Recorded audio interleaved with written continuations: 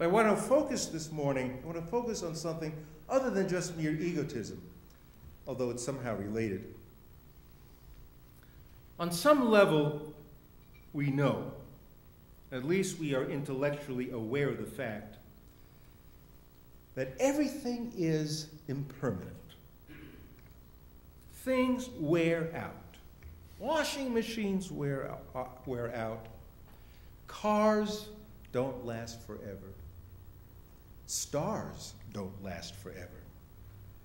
Nor do big, great, 1,000-year-old redwoods. They too come to an end, fall in the forest.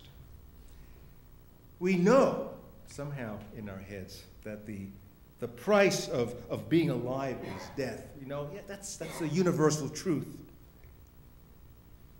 That's how life goes. That's how things work. But that said, we personally kind of look for loopholes in all that. Because we, if we're honest, we crave permanence. It's so hard to squarely face the impermanence of our own lives. And so we try to avoid it. I mean, look at the cost of extending life in an intensive care unit, but for a few days. We demand permanence.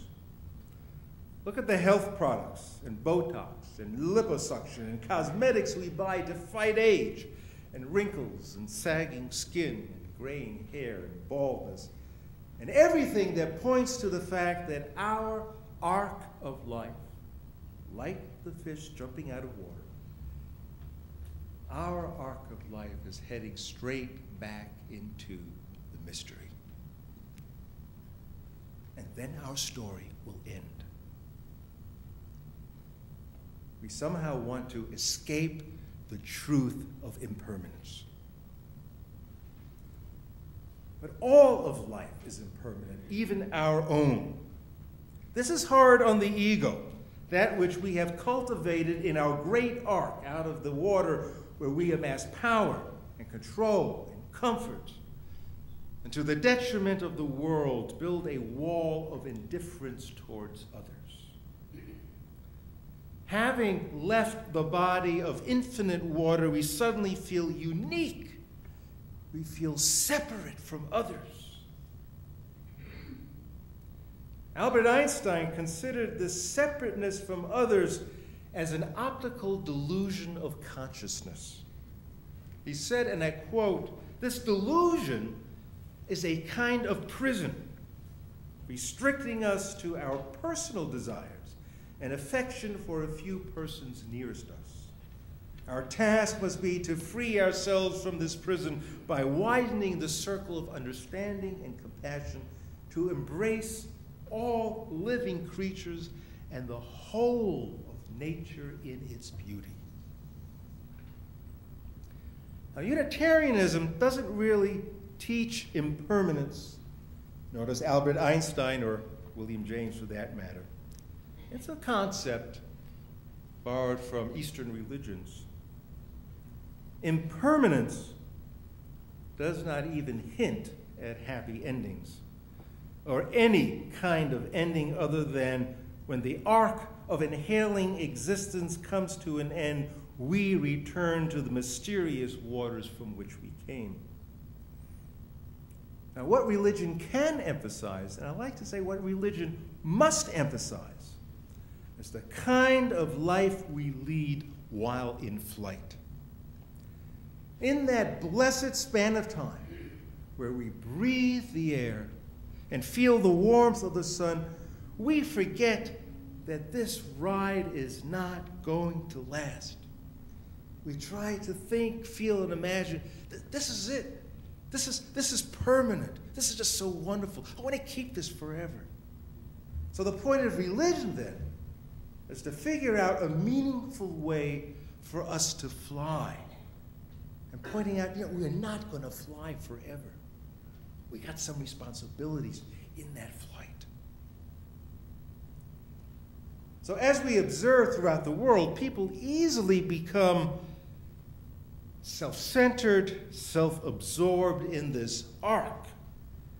The flight they're taking, this arc of fresh air, for which the flying fish serve as metaphor. It's easy to forget about others whose stories in this brief interval called existence are stories of anguish and suffering without even the opportunity, the remote opportunity, to ever feel any of life's blessings. What are we going to do about them? Well, they're not part of my story. Or are they?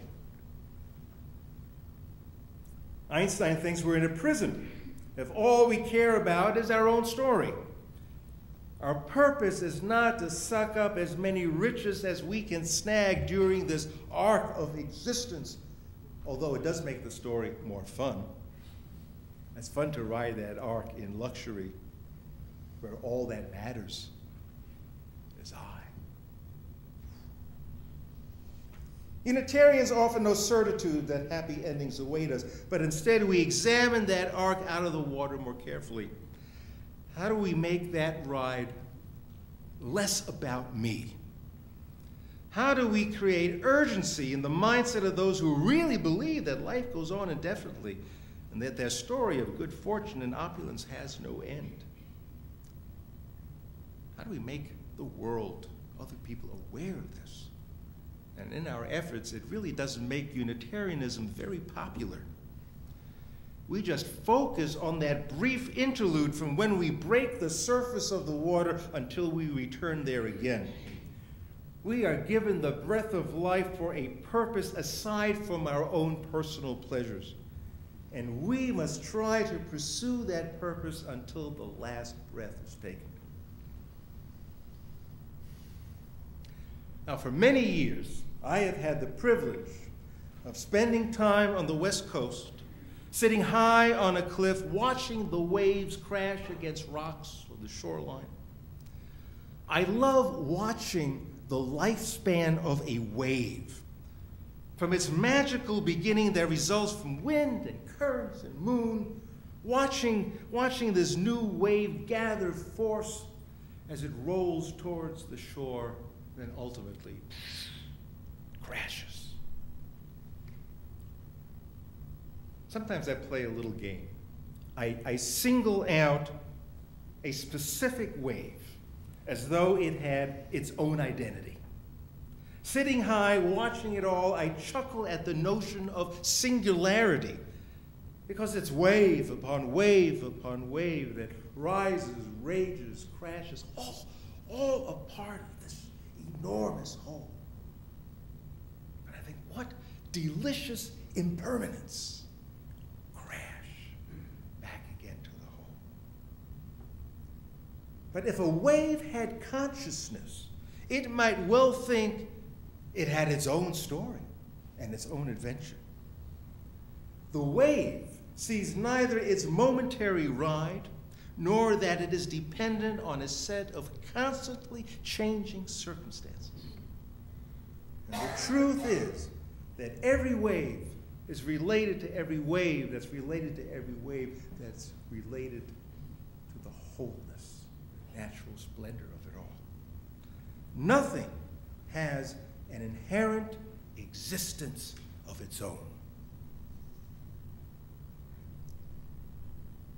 When I am at a social gathering and word leaks out that I am a minister, I am frequently asked about,